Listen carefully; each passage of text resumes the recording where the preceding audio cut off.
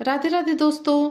आज की हमारी कहानी है एक जाट और पंडित के गोदान के संबंध में। बड़ी ही मजेदार कहानी है।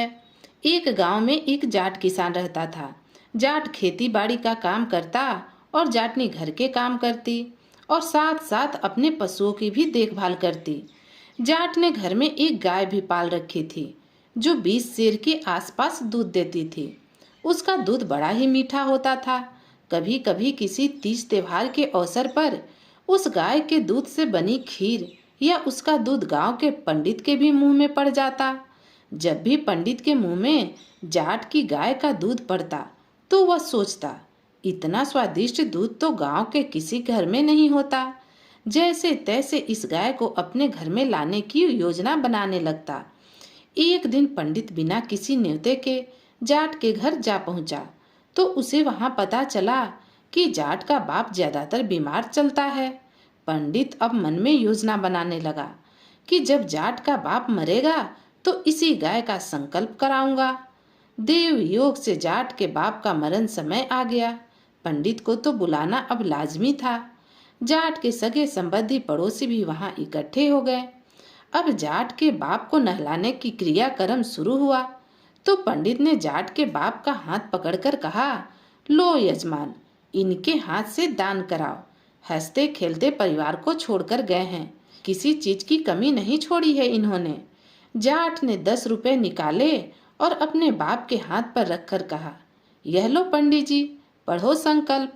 पंडित जी बोले, अरे बाप बार बार थोड़ी ना मरता है, साक्षात गाय लाओ, और गाय ऐसी जो दूध देती हो और बूढ़ी भी ना हो, हर तरफ से उत्तम हो। अब जाट का एक तो बाप मर गया, ऊपर से इतने लोगों के बीच पंडित ने जब गाय दान कराने की बात कही तो जाट थोड़ा हिचका और बोला, पंडित जी, हमारे घर में तो एक ही दूध वाली गाय है और मेरे छोटे छोटे बच्चे हैं। वह भी गाय का दूध पीते हैं और वो भी कम बखत भैंस का दूध नहीं पीते। अगर तुम चाहो तो दूध वाली भैंस ले सकते हो। पंडित ने कहा, तुम्हारे बाप ने इतने सालों तक खून पसीना बहाकर तुम्हारे लिए इतना किया है, क्या तुम अपने बाप के लिए गोदान नहीं कर सकते? अगर गोदान करोगे तो तुम्हारा बाप सीधा स्वर्ग को जाएगा। अपने बाप को वैतरणी पार कराना है तो गाय का दान करना ही पड़ेगा। अब जाट ने 100 रुपए निकाले और अपने बाप के हाथ पर रखते हुए कहा, यह लो, पढ़ो संकल्प। तुम इन रुपयों से दूसरी गाय ले लेना और उसी गाय से मेरे बाप की वैतरणी पार करा देना। पंडित जी बोले, वाह जी वाह, क्या तुम्हारी नजर में गाय की ही अहमियत अपने बाप से ज्यादा है? क्या तुम अपने बाप को वैतरणी में डुबाकर दुख देना चाहते हो? तुम जैसे बड़े सुपुत्र पैदा किए तुम्हारे बाप ने। अब पंडित की बातें सुनकर सब वहां आए सगे संबंधी भी एक होकर पंडित की तरफ से ही बोलने लगे, क्योंकि उनको भी पंडित ने अपनी लच्छेदार बातों में पहले ही बहका दिया था। उन सब ने मिलकर जाट से उसी गाय का दान करवा दिया। जाट अपना मन मनोज कर रह गया। उस समय तो वो कुछ नहीं बोला।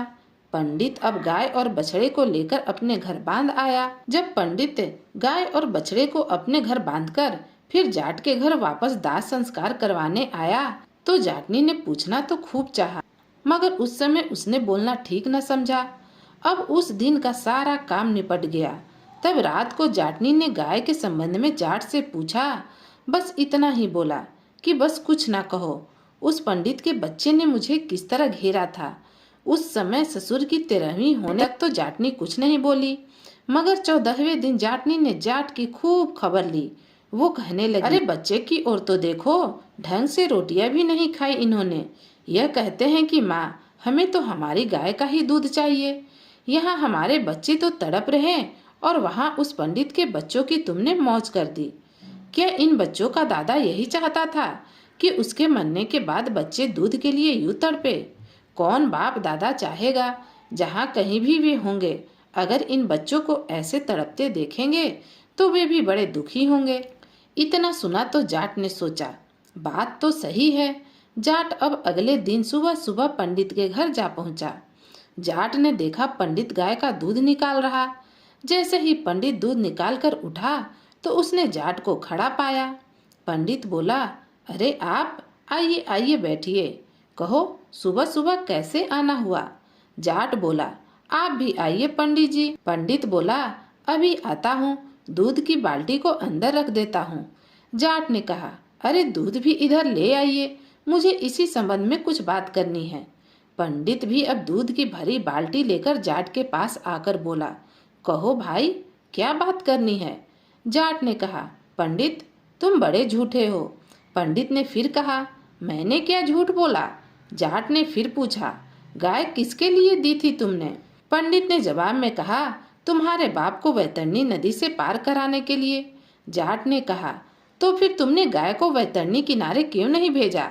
हम तो तुम्हारे भरोसे बैठे रहे, वहाँ पता नहीं मेरे बाप ने कितने गोते खाए होंगे, और तुम हो कि यहाँ मजे से दूध पी रहे हो। पंडित थोड़ा तो सहमा और फिर बोला, अरे नहीं नहीं, तुम्हारे बाप कैसे गोता खा सकता है, जिसका बेटा इतना बड़ा दानी हो। तुम्हारे दान के प्रभाव से वहाँ दूसरी गाय बन गई है, जिसने तुम्हारे बाप को वैतरणी पार करा दिया। जाट ने कहा, पंडित जी, जब मैंने तुम्हें 100 रुपए देकर दूसरी गाय लेने को कहा तो तुमने मना कर दिया था कि नहीं नहीं, इसी घर की गाय होनी चाहिए। अब वहाँ पर दूसरी गाय ने मेरे बाप को लात वात मार दी तो मेरा बाप डूब ही जाएगा ना। अच्छा यह बताओ कि वैतरणी नदी यहाँ से कितनी दूर है और किधर की ओर है? पंडित ने कहा, अनुमान तो यहाँ से वैतरणी नदी 30 करोड़ कोस की दूरी पर है, क्योंकि 49 कोटि योजन तो धरती है और उसकी दक्षिण दिशा के दाएं ओर वैतरणी नदी है। जाट ने फिर पूछा, अच्छा तो पंडित जी, यह बताओ कि इतनी दूर का तुम्हें पता कैसे चला कि वहाँ दूसरी गाय बन गई होगी? तुम्हारे पास कोई चिट्ठी आई है या तुमने चिट्ठी द्वारा वहाँ का पता पूछा है कि वहाँ दूसरी गाय बन गई है? अब तो पंडित के पसीने छूटने लगे और बोला, हमारे पास चिट्ठी तो नहीं आई, मगर गरुड़ पुराण में ऐसा ही लिखा है। जाट बोला, तो फिर यह बताओ कि हम गरुड़ पुराण को सच किस आधार पर माने? पंडित ने कहा, जैसा सब मानते हैं वैसा तुम भी सच मानो।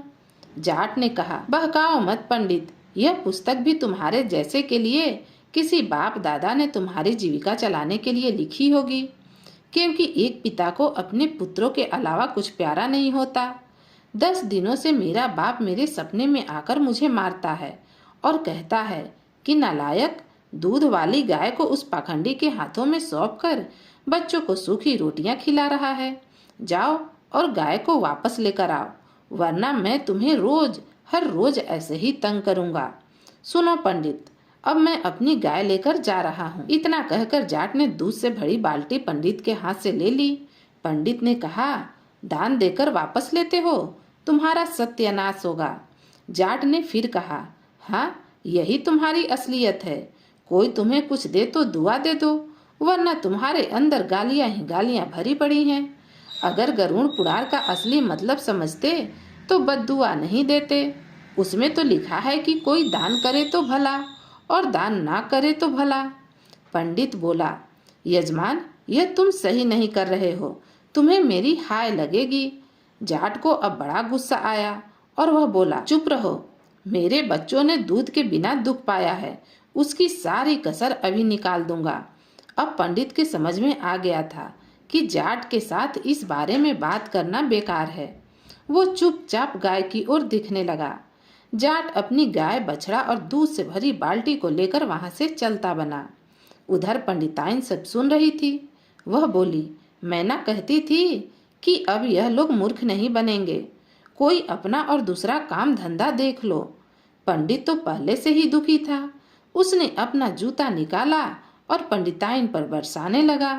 पंडिताइन भी चुपचाप मार खाती रही और खाती खाती बोली, तुम्हारा गरुड़ पुराण यह भी कहता है कि मन की बात पूरी ना हो तो औरत को पीटना शुरू कर दो।